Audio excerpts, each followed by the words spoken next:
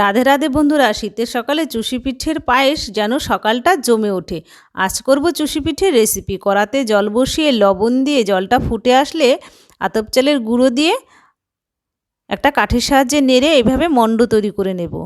এরপর হাত দিয়ে ভালো করে মেখে ভেজে একটা কাপড় দিয়ে ঢেকে রাখবো, তা না হলে কিন্তু এটা শক্ত হয়ে গেলে চুষি ভালো কাটা যাবে না।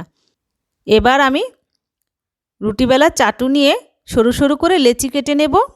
আতপ চালের গুঁড়ো ছড়িয়ে আমি লেচি থেকে ছোট ছোট করে কেটে হালকা হাতে চাপ দিয়ে চুষি কেটে নেব। তোমরাও এভাবে করো। আমার চুষিগুলো সব কাটা হয়ে গেছে।